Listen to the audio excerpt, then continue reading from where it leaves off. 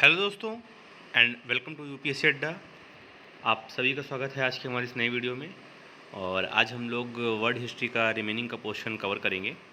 And जो topics बचे हैं उनमें से first topic is of European unity. तो why there is a desire for unity in the Europe. तो due to world war one, great depression और world war two, there was a decline in Europe by 1945 and the European economies has suffered, and therefore the Europe no more was a dominant in the world affairs. Further, after World War II, there was rise of bipolar world, led to two Euro superpowers, US and USSR. The US was the top world economy and a nuclear power, while USSR had industrialized after 1929, and by 1945 had the largest army in the world. Hence, there was a desire for unity among the Western European countries to stay significant economically and geopolitically, as individually no European power could match the US or USSR. The world wars had devastated Europe, and hence the unity is desired to prevent war further. There was also strong public pressure for peace, as due to devastations of war, the romanticism in culture that existed prior to World War I in the favor of war had faded now. Apart from this, there was also fear of communism, and hence the unity was desired to contain the communism. These notions was also desired. These nations also desired a quick recovery from the devastation of the war, and hence desired unity so that they can pool resources and engage joint planning for recovery after war. अगर हम थोड़ा सा difference देखें कि एक जैसे European union और एक कोई यूनियन जैसे इंडिया है जो कि यूनियन ऑफ स्टेट्स है, दोनों में क्या डिफरेंसेस होते हैं।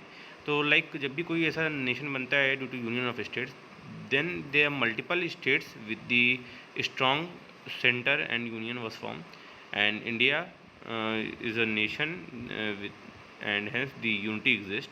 The unity is of different types. First is political unity, तो ये इंश्योर होती है by a common foreign policy, by parliament, by strong executive of union and bureaucracy of centre which is a common integrated bureaucracy. Economic unity की बात करें तो common policies हों, coordinated implementation हो उनका, free trade and common market हो, कोई trade barrier नहीं रहे, कॉमन करेंसी है, कॉमन मॉनेटरी पॉलिसी है एंड कॉमन सेंट्रल बैंक है। एंड कल्चर यूनिटी में there is a freedom of trade and freedom of work, it should be there. Then when we come to the European union, तो European union और इसके तरह के ही अलग type के सुप्रा national organisations होते हैं लाइक एशियान सार्क। इसमें मल्टीपल मेंबर कंट्रीज होती हैं and they are not a nations, and hence always there is the challenge of unity. फिर हम लोग आगे बात करें इवोल्यूशन ऑफ यूरोपियन यूनियन की, तो ये स्टार्टिंग हुआ था with the formation of OEEC।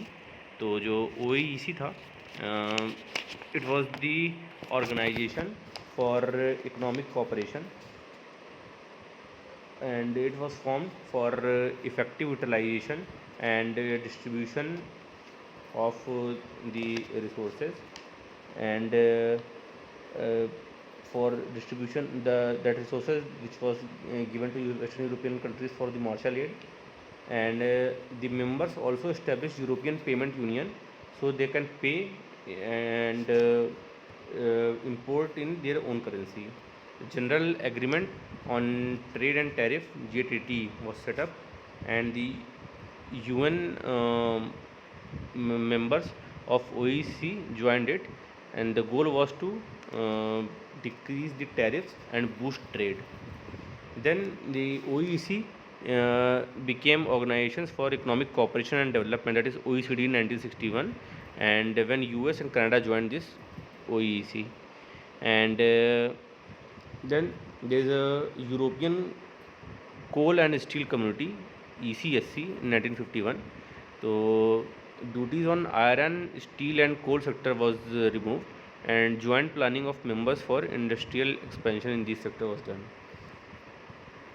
Then in 1957 There is European Economic Union (EEC), and it was set by the Treaty of Rome, and it is inspired by the positive result of European Coal and Steel Community, and it established a common market by removing all the custom duties, and hence the free trade in all the sectors.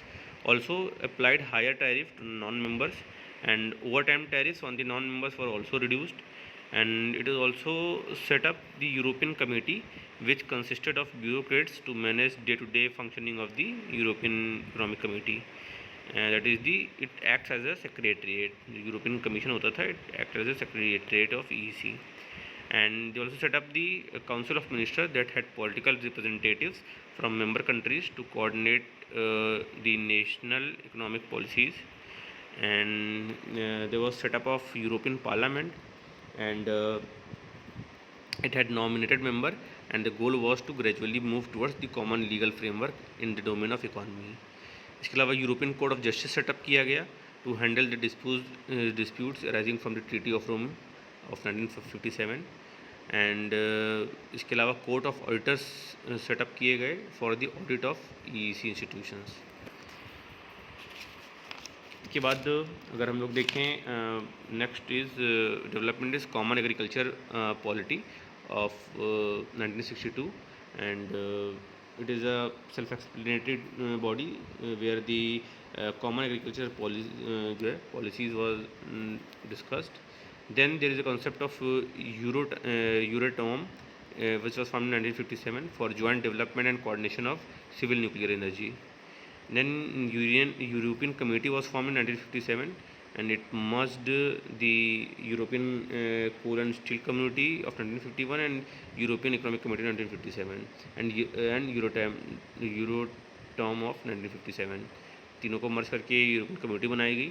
In 1979, direct elections were introduced in the European Parliament with seat allocated to the member countries. 1979 में ही exchange rate mechanism start हुआ to ensure synchronisation and correlation between national currencies. So over time there could be introduction of a common currency.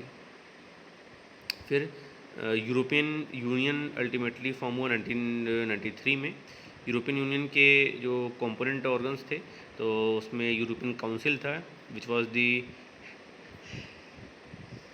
and it had the head of states, and the president of European Union and of European Committee and European Commissions, and the European Parliament, which has lower house named European Parliament. The upper house was named as Council of European Union. Executive थे ऐसा खुद का, तो European Commission headed by the president, and European Commission now comprised of 28 commissioners, both were chosen by the European councils. In European Central Bank for common monetary policy, so later a common currency could be adopted smoothly. फिर court of justice of European union as its top court, और court of auditors बना कि like India में जैसे CAG होता है उसी तरह कोर्ट ऑफ ऑडिटर्स बने. फिर एक शेंजेन एरिया 1995 में आया, तो उसमें citizen belonging to this member countries of this organisation have freedom to travel in the each other areas, and also there is a common visa in the form of Schengen visa for outsiders. फिर there is a eurozone. तो eurozone में it had those members of European union who agreed for the euro as a their common currency. फिर अगर हम लोग Brexit की बात करें, तो ब्रिटेन जो था 1951 में जो यूरोपियन काउंसिल कमेटी बना था, उसमें भी उसको ज्वाइन नहीं किया था. Britain also did not join the European economic committee 1957 until 1973 and it also didn't join the European exchange rate mechanism in 1979 until 1990, and Britain also did not join the Eurozone, which was formed in 1999. And there was a referendum in 1974 on the question that whether to continue in the European Community, which was formed in 1967, and the outcome was in favor of the continuing. In 1920 19 in 2016 में there was a referendum on the question that whether to continue in the European Union, and this time the outcome was negative, which led to the finally the Brexit.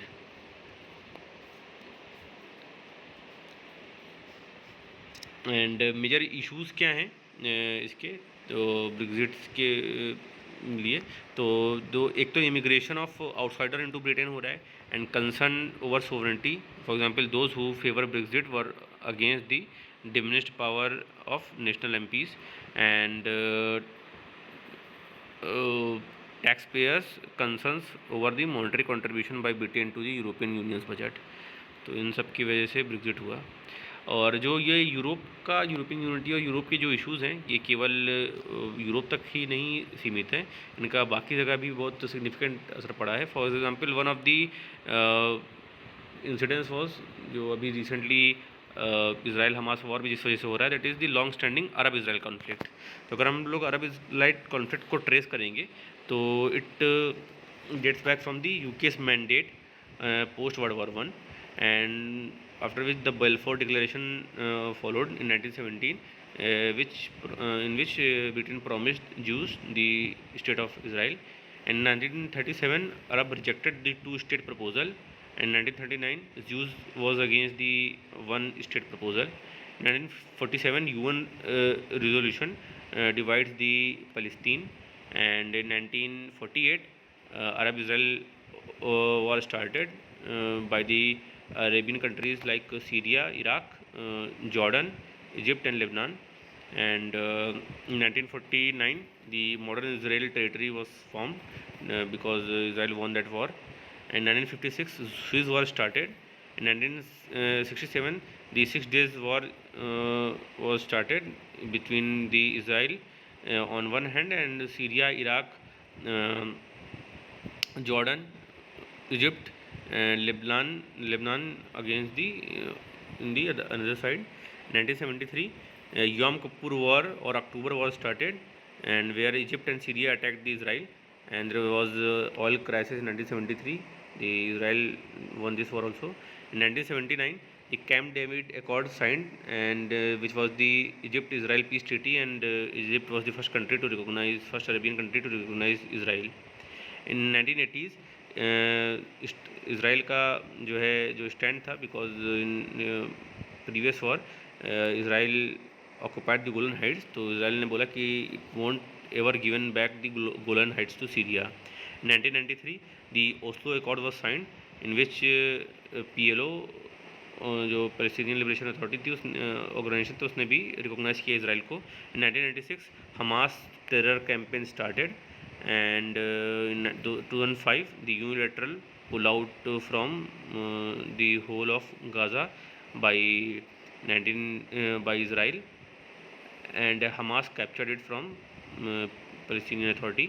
And 2012 में Palestine became a non-member state observer, and recently in last year in October 7 on the 50th anniversary of Yom Kippur War against the Hamas-Israel war started, which is still continuing. Next, we'll come to the decolonization in the world history. So, decolonization का phase क्यों start हुआ? There is multiple reason. एक तो national movement start हो गए थे different colonies में, like India में after the formation of Congress in 1885 onwards, Vietnam में 1920s ऑनवर्ड्स, ईस्ट इंडीज़ में 1930 ऑनवर्ड्स, एंड अफ्रीका में 1945 ऑनवर्ड्स. वर्ल्ड वॉर 2 में जो है Japanese success with South Asian leaders, emergence of South Asian leaders like Subhash Chandra Bose and Sukarno which was the leader of Indonesia. इसके अलावा इसमें guerrilla tactics का जो यूज़ हुआ, यूरोपियन पॉलिसीज़ एंड प्रोपेगेंडा जो फेल हुई, and war weakened the world war 2. World war 2 का war जो था उसने पूरा यूरोप को ऐसा वीक कर लिया, कॉलोनाइजर्स वीक हो गए. इसके अलावा आउटसाइड प्रेशर था कॉलोनाइजर्स पे from US, USSR and United Nations. तो रीजंस क्या था? अगर पर्टिकुलरली हम लोग देखें decolonisation in the British empire in Africa. तो एक तो एजुकेशन, तो African nationalism rose due to the western education and nationalism, तो फीलिंग ऑफ नेशनलिज्म आ गई थी वर्किंग क्लास में। एंड ब्रिटेन भी वर्ल्ड वॉर के बाद वीक हो गया था and it desired good relations with the Commonwealth countries. तो ब्रिटिश पॉलिसी ऑफ डिकोलोनाइजेशन कई फेजेस में रही हैं। अगर 1957 तक के फेज़ की बात करें तो 1945 टू 51 लेबर पार्टी थी जो कि विलिंग टू डिकोलोनाइज। फिर 51 to 57 policy of delaying of the independence of किया गया by Conservative Party. And demographic profiles links with decolonisation अगर देखें तो white settlers being dominant people in the economies and colonies with higher number of white settler decolonised last. At independence, Britain favored multiracial government with adequate representation of European settlers. Post 1957, again wind of change occurred and multiple countries got freedom. अगर देखें British decolonisation specially in western Africa, तो countries हैं like घाना, तो यहाँ पे gold coast है। 1957 में ये डिकोलोनाइज हुई थी। तो टिल 1951 इंडिपेंडेंस स्ट्रगल चलता रहा वाया बायकॉट। 1952 में सेल्फ गवर्नेंस स्टार्ट हुआ। 1952 से 57 तक पीएम नक्रुमा थे। 1957 में फुल इंडिपेंडेंस मिली घाना को। अल्जीरिया की बात करें तो 3 इथनिक ग्रुप थे अल्जीरिया में। जो north Algeria inhabited by Muslims and west and east Algeria में ट्राइबल्स रहते थे। 1945 में मास जनरल स्ट्राइक की गई बाय द लीडर एस्कीव। 1954 में न्यू कॉन्स्टिट्यूशन फ्रेम हुआ। 1960 में फुल इंडिपेंडेंस मिली नाइजीरिया को। ईस्टर्न अफ्रीकन कंट्रीज़ का देखें तो तांजानिया 1961 में इंडिपेंडेंस मिली उसको। And doctor Nyerere led the independence struggle in this country and reconciliatory approach was adopted by him towards the white. Uganda ने 1962 में आज़ादी प्राप्त की and it delayed due to the tribal rivalry. And जो Buganda थे ये first tribal leaders थे and doctor Obote जो है फर्स्ट पीएम थे युगांडा के। फिर केन्या 1963 में आज़ाद हुआ।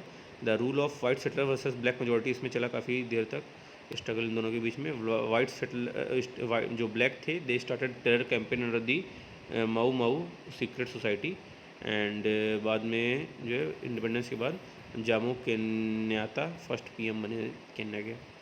सेंट्रल अफ्रीका की बात करें तो 1953 में सेंट्रल अफ्रीकन फेडरेशन बना था। इसमें वहाँ से Malawi, north Rhodesia means Zambia and south Rhodesia मतलब जिम्बाब्वे कंट्रीज़ बनी। 1963 में ब्रेकअप ऑफ दिस फेडरेशन हो गया था। 1964 में independence of Malawi and Zambia मिला। एंड 1965 में जो Rhodesia front declared independence to Zimbabwe without the black majority. तो ब्रिटिश वर्सेस वाइट का यहाँ पे कौन स्ट्रगल था।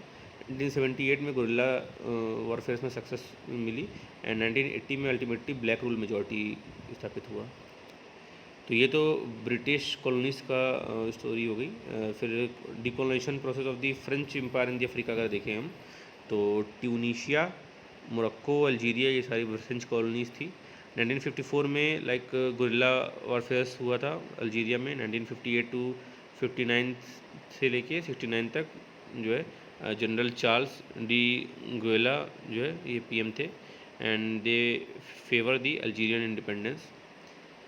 ओवरऑल अगर डिकोलोनाइजेशन प्रोसेस देखें तो it was very gradual and following the wave of change. Tribal differences occurred after the decolonization and there was many ethnic conflicts were there, and due to troubled conditions politically and economically, these colonies always depended on their former colonizers, and which was ultimately termed as neo-colonialism. So from with this the whole of the remaining part and complete word history ये हमारी ख़त्म हुई। Hope आपको आज की video में और overall पूरे वर्ड हिस्ट्री के जो समराइज़ किया गया है हम लोगों ने वो देख के आपने एंजॉय किया होगा और समझ में आया होगा, कुछ क्लैरिटी हुई होगी। और आपको अगर ये वीडियोज़ अच्छे लगे तो कृपया लाइक करें, ऐसे ही वीडियोज़ के लिए सब्सक्राइब करें। वीडियो को अपने स्टडी ग्रुप में, अपने पीयर सर्किल में जो इंटरेस्ट रखते हैं इस तरह की वीडियोज़ में, वहाँ पर प्लीज़ शेयर करें। अपने आपके कोई भी कमेंट है उस कमेंट को कमेंट सेक्शन में लिखिए, I will be happy to answer that. और इसी के साथ मिलते हैं नेक्स्ट वीडियो में, तब तक के लिए बाय।